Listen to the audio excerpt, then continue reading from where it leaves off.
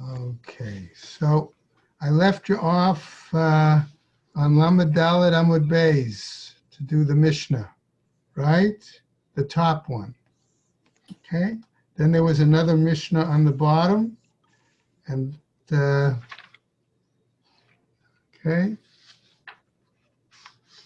and at the very bottom of Lamed Dalet Amud Beis is where we're going to start off this morning, okay? Right, so we see here that there was some discussion about the bricks and the being together or not together. So the Gemara picks up, I'm going to start, V'ha'amar Rabbi Zera, right, B'yom Tov Amru. So there, okay, Rabbi Zera is saying that, weren't we talking about a situation that it was Yom Tov and not Shabbat? Aval lo b'Shabbat. Hachanami b'Yom Tov. He says here too, okay, our Mishnah is referring to an Erev made on Yom Tov. Ihachi asks the Gemara, Hainu de Katani Allah, okay, Rabbi Elazar. Okay, isn't then that what the Braita is teaching about our Mishnah that Rabbi Eliezer says? Omer im ba'ir avad eruvo eruv. Okay, that if he lost this key to the closet, to the cupboard, okay, where the Erev is, and it was lost in the city, it's one thing, okay? It could still be a valid eruv. V'im b'sadeh avad, and if he lost the key in the field, okay, ein eruvo eruv, it is not a valid eruv because the implication is that he's not going to have access to the foodstuffs. Ve'im b'yom tov, mali ir, mali sadeh. Right? And if it's in the field, all right, if it's in the city, what difference does it make whether it's lost in the city or the field? Okay? It's Yotiv. Right? It should still be a valid eruv under those circumstances. So now we get to our Lamed Hey, which is our text for today, and we see the Gemara is going to correct the language. The story Michsura v'hachi katani. Something is missing in the words of our text, of our Braita, and this is how we have to teach it. Netano b'migdal. He put the eruv, the foodstuffs, in the cupboard, right? V'na'al b'fanav. And he locked it up, v'avad ha'maftech, and lost the key. Right? Harei ze eruv. This is considered a valid eruv. Right? B'med varim amorim. What are we talking about? B'yom tov, on the holiday. Aval b'Shabbat, but regards to Shabbat, ein eruvo eruv. That regarding Shabbat, it does not work because you can't move the bricks on Shabbat that make up this cupboard. Nimtza hamaftech. Okay, if he has found the key on Shabbat, bein ba'ir, bein b'sadeh, regardless if it's in the city or on the field, ein eruvo eruv. His eruv is not a valid eruv. Because he can't. Eliezer Omer, but Rabbi Eliezer says, ba'ir, regarding the city, eruvo eruv, then it would be a valid city. B'sadeh, in the field, however, ein eruvo eruv. It would not be a valid eruv. So Gemara wants to clarify, ba'ir eruvo eruv, k'Rabbi Shimon. In the city, he was saying that it would be a valid eruv according to Rabbi Shimon, okay, who says as follows: the Amar echad ganot, the echad chatzerot, the echad karpefot. Okay, the same applies to gardens, to courtyards, or to what we call empty lots. reshut echad hen lekelim sheshavtu betochan. That the same applies to any utensil that spent its Sabbath residence in one of those locations. In other words, you could carry that utensil from one of these to another and ultimately bring the key wherever you found it in the city to the location of the cupboard and unlock it, right? Besadeh ein eruvo eruv. But in the field, then, okay, that would not be the case. Okay, Karabanan. And this then seems to be the making that the Braita is according to the rabbis. Now, Rabba v'Rav Yosef the Amrei Travaihu. Rabba and Rav Yosef, however, are clarifying the situation, and the two of them say, Hacha b'migdal shel eitz askina. Now, we're not dealing with a cupboard made of bricks, but we're dealing with a cupboard made of wood. Okay? Demar savar klihu, because one master holds that this cupboard is more like a utensil. Ve'ein banin bekelim, ve'ein stira bekelim.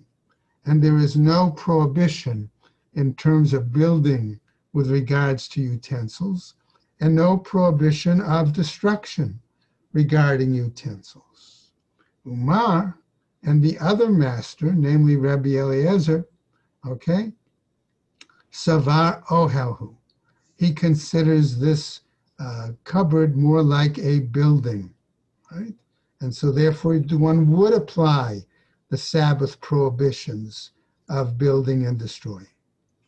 Plukta dahani tanai, and their argument, okay, is similar to another Tanaitic argument. Okay, as it was taught elsewhere in a Mishnah. Hakish al gabe sheda teva umigdal. Okay, if someone knocked against a carriage or a crate or a cupboard, right, and it was a zav, it renders that item tme'in. It renders them tameh, right? Rabbi Nehemiah and Rabbi Shimon mitaharim. The two of them, Rabbi Nehemiah and Rabbi Shimon, however, disagree and say the object is tahor. Let me get a quick drink.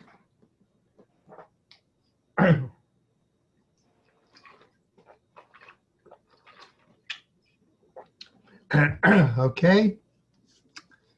My love, Bahakimiflage, isn't this what they're arguing about? Asks the Gemara.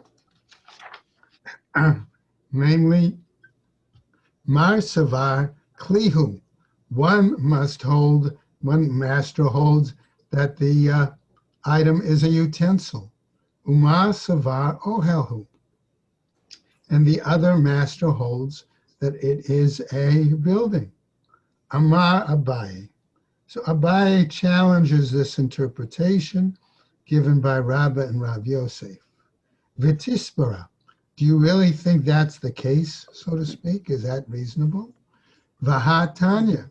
Aren't we taught elsewhere in another Braita? Ohel v'niset tameh. Excuse me. If we have a situation where have a tent and a zav moves, okay, causes some action, he bumps against the tent, or he causes the tent to move, okay, according to this Braita, then the tent is tameh. Kli ve'enoni seit, if it's considered a utensil and it doesn't move, tahor, would then that make it tahor? Uktane seifa. But then the Braita at the end teaches as follows. V'im hayu nisutin tme'in. Okay? That if they were moved by the zav, they are tameh. Zehaklal. This is the general principle. niseit mechamat kocho, if the item is moved as a result of his, let's call it power, his strength, his action, right? Tameh, it is considered tameh. Mechamat ra'ada, if the tent or whatever the item was moved from a secondary, in this case ra'ada, vibrations or trembling. In other words, it was not direct contact, okay, but secondary, right? Tahor, then the item would be tahor. Ela amar Abai, but rather Abai, however, presents the following, okay? Dekuli alma heset mechamat kocho tameh, that everyone is in agreement that movement as a result of his force, direct power, okay, renders the item tameh. Mechamat ra'ada, if the item is moving as a result of a secondary force, vibrations, okay, tahor, it is tahor. V'hacha bara'ada mechamat kocho askinan. And here, okay, in our case, we're saying that it's the vibrations as a result of his force is what we're talking about. Ubaha kamiflage, and this is what we're arguing about. Damar savar have heset, that one master holds that this is actually movement. Umar savar lo have heset, and the other holds that it's not actually movement. Umatnitin b'mai okminan la, and our Mishnah. Okay, what are we? How do we determine it? Okay, what is its status? Okay, Abai v'Rava da amrei travaihu, that Abai and Rava, both of them say, b'min'ol v'katir b'matna askinan. Okay, that what we're talking about here is a lock that has been tied with some sort of rope or leather strap. That's what we're talking about. Uba'e sakina lemifsake, and one needs a knife in order to cut it or break it open. Okay. Now, what do we go on with? The following: Tanakama savarla k'Rabbi Yossi, that the one Tana holds like the view of Rabbi Yossi, right? Right, who's of the following. Da'amar, who says, Kol hakelim nitlin b'Shabbat chutz mimeser hagadol v'yateid shel machresha, that Rabbi Yossi holds that it's permissible to transfer a utensil other than on Shabbat, okay, to carry the utensil, even if it's not for its normal intended purpose, okay, with the exception of a large saw, okay, or the plow, the blade of a plow. V'Rebbe Eliezer savar k'Rabbi Nehemiah, and Rabbi Eliezer holds like Rabbi Nehemiah. Excuse me. The Amar afilu talit, afilu tarvad, okay, even if it's a garment, a cloak, or even if it's a spoon, ein nitlin ela letzorach tashmish, that it can only be moved for its own purpose, for the intended purpose in which it's normally to be used. Okay, and that's the end of that item.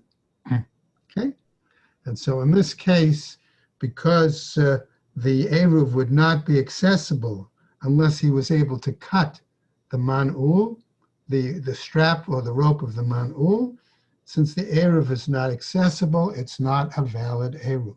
right? Okay. All right. We get to a new Mishnah. Okay.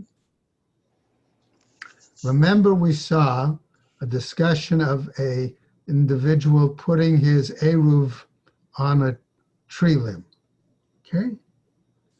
So what happens if the wind comes, blows that Eruv off the tree? And we said that the area that he's making his Shabbos residence is around the trunk of the tree. But the limb extended beyond the Arba Amos of the trunk area of the tree. So the Eruv now is beyond his reach. So if we keep that discussion in mind, I'm suggesting we can appreciate this next Mishnah a little bit more easily. Okay? So the Mishnah then now says, okay, as we're about to continue. Okay? Nitgalgel chutz l'tchum. Let's say that his Eruv rolled outside the tchum. In other words, could be the 4 amos that he wanted to make as his Shabbos residence. Or let's say there's another situation. Nafal alav gal. A pile of stones fell on top of the Eruv. O nisraf, or the Eruv was burnt. Okay. Truma v'nit mate. Or let's say that he made this Eruv from truma produce, and it became tamei. Okay. Mi ba'od yom, if this occurred during the daytime on Friday, no Eruv. It is not considered to be a valid Eruv. Meshecha shecha, however, if the whatever negative occurrence happened after it got dark on Friday night, hareza Eruv. This would be considered a valid Eruv. Okay? So the implication at this point in the Mishnah, okay, is so long as it was accessible to him at the start of Shabbat, it would imply that it would still be considered a valid Eruv, even if he could not access it on Shabbat itself. That's what seems to be the implication. Im safek, if however, says our Mishnah, let's say there is a doubt, okay, when the mapala, whenever this negative occurrence began, whether it was on the eve of Shabbat, the start of Shabbat, or earlier, Rabbi Meir and Rabbi Yehuda, Omrim, the two of them say, Harei ze chamar gamal, that this person is like a camel driver. Okay, what does that mean? It means he doesn't know which direction to go to. Does he go in one way? Does he go another way? It could be a donkey driver, okay, camel driver, okay. He's caught between the location where he is and where the Eruv is. Rabbi Yossi and Rabbi Shimon Omrim, Safek Eruv Kasher. And the two of them say a questionable Eruv can be presumed to be valid on the arrival of the Shabbat. Amar Rabbi Yossi, says Rabbi Yossi, Avtumus He'id Mishum Chamishaz Kinim. Avtumus, a certain individual, gave a testimony in the name of 5 elders, excuse me, Al Safek Eruv Shekasher, that a questionable Eruv is still valid. So, going on now. Coming back to our first example. It says the Gemara, Nitgalgel chutz l'tchum. Say it rolled beyond the area of the tchum. Amar Rava, says Rava, lo shanu, ela shenitgalgel chutz la'arba amot. This means that it rolled beyond the 4 amos from the edge of his tchum, right? Aval letoch arba amot, if it rolled and it was still within the 4 amos, hanotein eruvo yeshlo arba amot. Okay, that we say basically that if one sets up his eruv, okay, he has an area of Dalit Amos around him, and so therefore it would still be part of that area and would be accessible. Second example, Nafal alav gal v'chule. If a heap of rubble, pile of stones, okay, fell on him. Okay. Now what happens? Kasalka da'atach da'ai da'i matzi shakile. Okay, do you want to consider, could we assume maybe that if he desired, if he was capable, if it was necessary, okay, that he could retrieve it, okay, that he could take it? Lema matnitin de lo karebi. If that's the case, we would say that our Mishnah is not according to Rebbe. De'ika Rebbe, because if it were according to Rebbe, ha'amar kol davar shahu mishum shvut lo gazru alav bein hashmashot. Why? Because it's Rebbe who says that anything that is in regards to Eruv, that is a rabbinical enactment, it does not apply. Okay, there's no prohibition. One, the twilight starts, but not till after twilight is over, to the real beginning of Shabbat. Afilu tema karebi, says the Gemara. No, you might even say that we could say that our Mishnah is according to Rebbe. Okay, lo tzricha, right? Right. And what are we saying here? That it was not necessary to say it, right? Debae mara v'chatzina. Why? Because the situation was such that he would need some sort of a shovel or a pick or a spade or something, okay, in order to dig out the eruv from underneath the rubble. Utsrichi, okay? And both statements are necessary.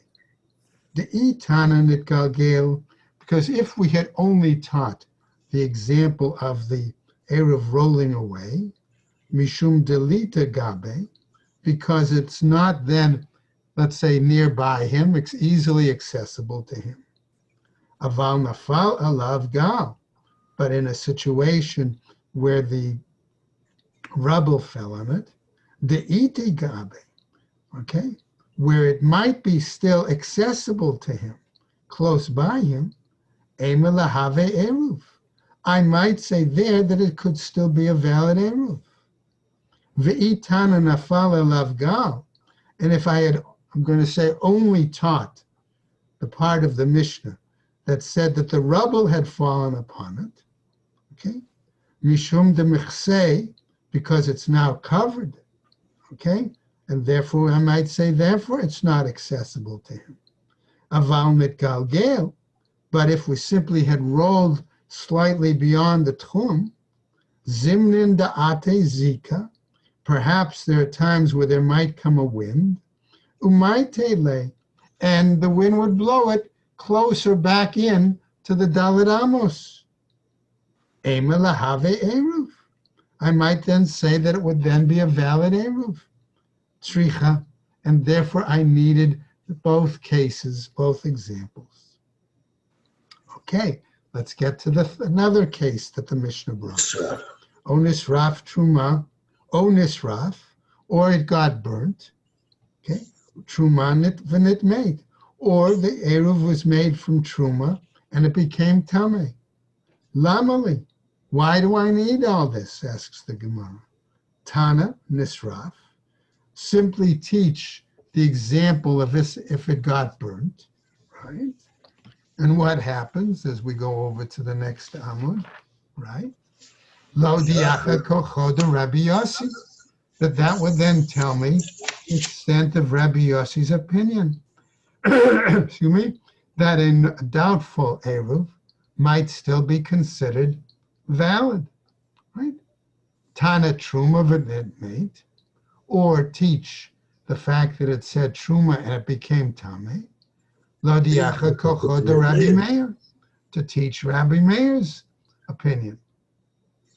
Okay, that even if it's there, okay, it might be still no longer a valid eruv.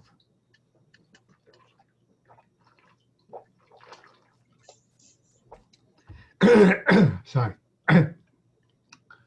V'sava Rabbi Meir Sveika l'chumra. Does this mean to tell us that Rabbi Meir is of the opinion that if there's a doubt, he rules strictly? Vahatnan. But aren't we taught elsewhere in another Mishnah the following? Right? Tameh sheyarad litbol, a person who was tameh and they went down into the mikveh to immerse themselves. Safek taval, safek lo taval. Okay, and we have a doubt if he immersed himself, a doubt if he did not immerse himself. Va'afilu taval, and even if he did immerse himself. Safek taval ba'arba'im seah, safek lo taval ba'arba'im seah. We have a doubt whether he immersed himself in the adequate measure for the mikveh of 40 seah, or he didn't immerse himself in a mikveh of an adequate measure of 40 seah. V'chein shnei mikvaot. Or similarly, what about a situation where there are two mikvahs? Be'echad yesh ba'arba'in seah. In one we have 40 seah. U'ba'echad ein ba'arba'in seah. And in another one we don't have 40 seah. V'taval be'echad mehen. And he immersed in one of them. Ve'ein yodea be'eze mehen taval. And we do not know, okay, in which, and he himself may not be sure, which he immersed himself, right? Sveiko, okay, what's his doubt? Tameh, he is still considered tameh. B'med varim amurim, on what basis do we say this? Betum'ah chamura, in a situation where it is a stringent kind of tumor. Let's say he became contact with a mace. Okay? Aval b'tumah kala, but with a lenient tumor. Okay? Kagon she'achal ochlin tme'in. For example, if he ate tamei food, v'shata mashkin tme'in, or he drank tamei, something liquid that was.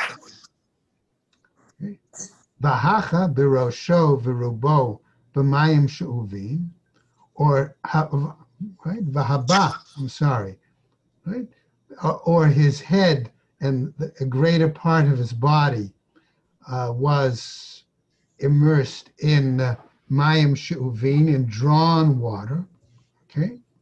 O shenaflu al rosho v'al rubo shlosha lugin mayim she'uvin, or there fell on his head and his majority of his body 3 lug of drawn water, v'yarad litbol, and then he went down and immersed himself. Safek, right? Taval, safek lo taval. Question, a doubt whether he immersed, a doubt whether he didn't immerse. Va'afilu taval, and even if he immersed. Safek taval ba'arba'im sa'ah, safek lo taval ba'arba'im sa'ah. Then there's a doubt whether he immersed in 40 seah, or if you doubt if he did not immerse in 40 seah. V'chein shnei mikvaot, and likewise with these two mikvahs. Be'echad yesh ba'arba'in seah, with one there is 40 seah, ve'echad ein ba'arba'in seah. And in the other, there is not 40 seah. V'taval be'echat mehen ve'eno yodea be'eze mehen taval. And we don't know what, he doesn't know himself, whether the mikveh he immersed in had 40 seah or not. Sveiko tahor.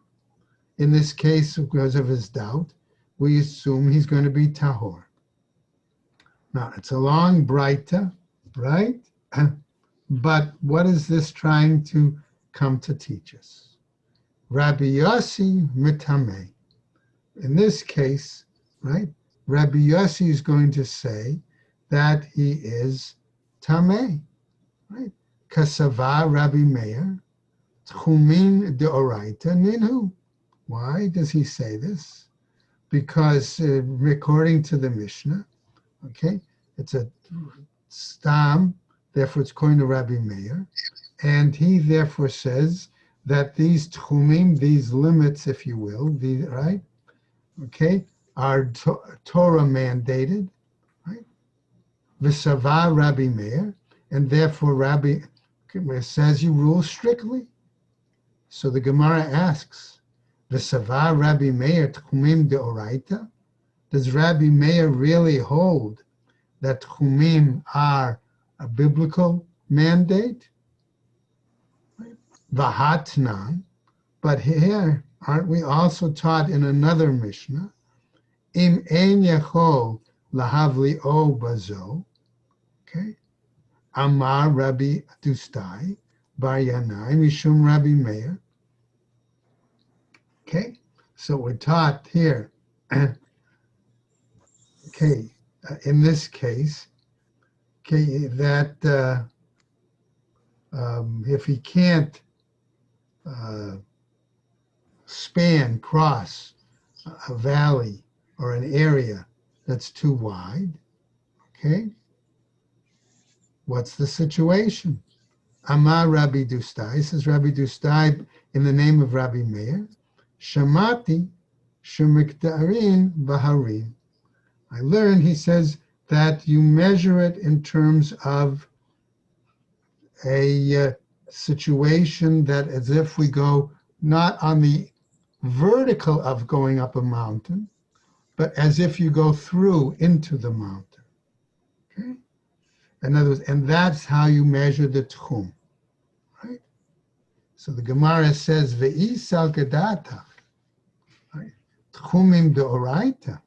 And if you were to think that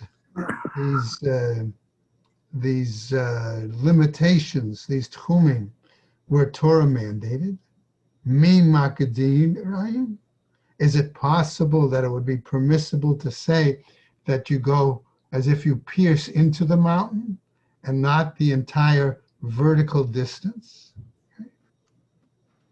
Okay. So, Vaha Amar Rav Nachman, Amar Rabba Bar Abuha. But about this, okay, Rav Nachman says in the name of Rabbi Bar Abuha, Ein mikdarin, lo ba'arei miklat, v'lo ba'egla arufa. Okay, that we don't, when we measure the tchum, okay, of certain locations for certain purposes. For example, okay, in measuring the distance to come up and determine what is going to be a city of refuge, okay, or what's going to be the distance of measuring from the outside of a city to the location where a body is found, a corpse is found, and you're expected the people of the city, the elders, to do the Egla Arufa. Mipnei shehein shel Torah. In these cases, we say you cannot measure the tchum, okay, as if going through the hill, the mountain, or the valley. Lo kasha. We could say here that perhaps there's no problem. Ha didei, okay, because here we can say that perhaps they were his view, that the Torah prohibitions are his. Okay. Ha dira, okay, and that those therefore we have to be strict. Ha dirabe, and here we might say that they were his teachers, Rabbi Akiva, okay, and therefore it's lenient. Daikanami de katani bazo, and we can deduce this also from the way the text was taught. Amar Rabbi Dustai, Bar Yanai Mishum Rabbi Meir, because it says Rabbi Dustai says in the name of Rabbi Meir, Shamati Shemikdarin Baharim Shmamina, okay, that I heard, I learned, okay, that he says that that's the case, right? In other words, that it was sort of reported that that's what he said, but no clear statement. Okay, and in fact, we can learn from this that that's why Rabbi Meir is stringent in that case. Now, our Gemara goes on, however. Varami deoraita la Rabbi Meir. If that's the case, then we seem to have a contradiction between two biblical laws, two biblical statements, according to the view of Rabbi Meir. Ditznan, because we have it taught in another Mishnah.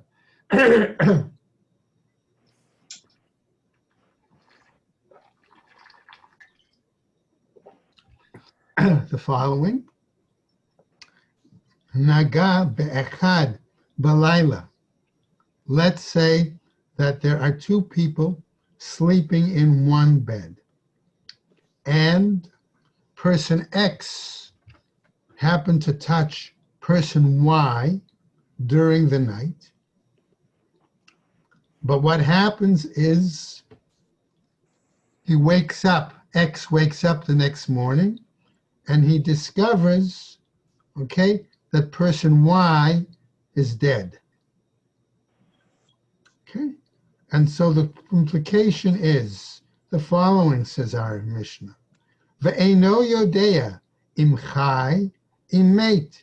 And he didn't know whether he was still alive at night when he went to bed, okay, or whether he was dead already. Ulamachar, and the next morning, hishkim umatzao meit. He wakes up and he finds him dead. Rabbi Meir metaher. According to Rabbi Meir, in this Mishnah, okay, Mr. X, okay, is tahor. V'chachamim metam'in. But the sages say that he is dead. He is tamei. Tamei. Shekol hatumot kisha'at metziatan.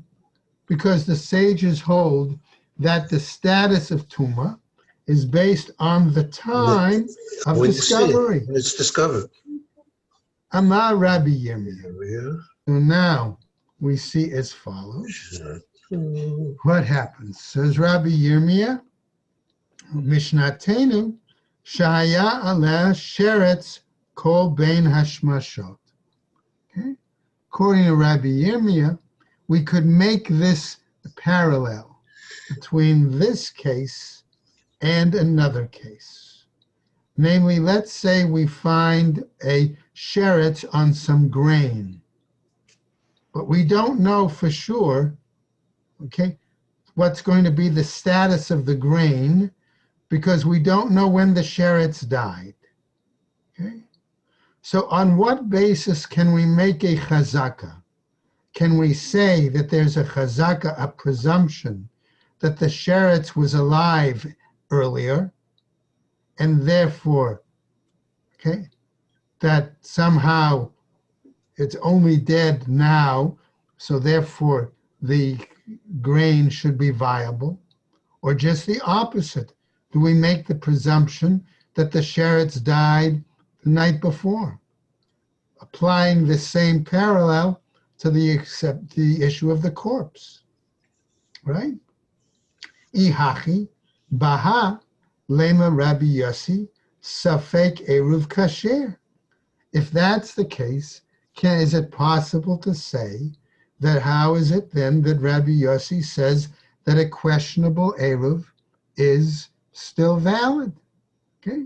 In other words, what is the, so to speak, chazaka there going to be, according to these opinions? Rava v'Rav Yosef, the Amrei Travayu, that Rabba and Rav Yosef, the two of them both say, Hacha b'shtei kitei edim askina. What we're really dealing with in this situation is two different sets of witnesses. Echat omeret mi ba'od yom nitma'a. On one set of witnesses said that it became tamei while it was still day. Ve'echat omeret m'shecha shecha. And another set of witnesses claims, right, that the truma, that the produce, okay, of which the sheretz was found on, okay, did not become tamei till dark, okay. In other words, it landed on it during the day. It was still alive. It didn't pass away until dark. And so if that's the case, then that item, that truma, which is being going to be used as an Erev, when it got dark, it was still valid. So therefore, it should still be valid now. So what happens, we'll just go over a tiny bit, okay? On the top of Lamed Vav, Rava Amar Hatam Trei Chazke Lekula.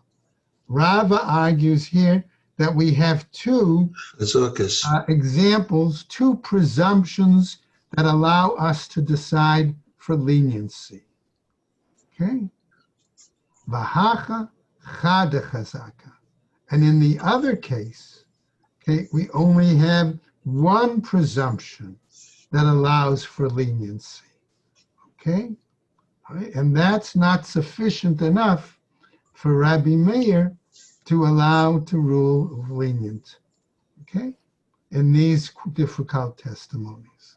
Why? Because we had the two presumptions. One was he was alive until he was dead, and the other could be he was pure until it became impure. Right? Whereas we're going to see Rabbi Yossi is going to take a different view. Okay? And we're going to pick that up tomorrow, okay, with his view that in the mikveh case, we have to be stringent. In the Erev case, we could be lenient, and we'll see why. All right? Hey, Pick up tomorrow there with Kasha on Lamed Vav Amud Aleph. Right? Okay, everybody, have a good day. Take care. Stay well, everybody. All right? Thank you very much. Have a great day. Tomorrow, 8:30? Tomorrow, ideally, we'll try 8:30 as a starting time. Okay, Okay, I can't be 100% sure, but got it. close to that as we can, everybody, all right? Okay, thank you. Thank you very much. Have a great day. Bye. okay. Have a good day, Ken.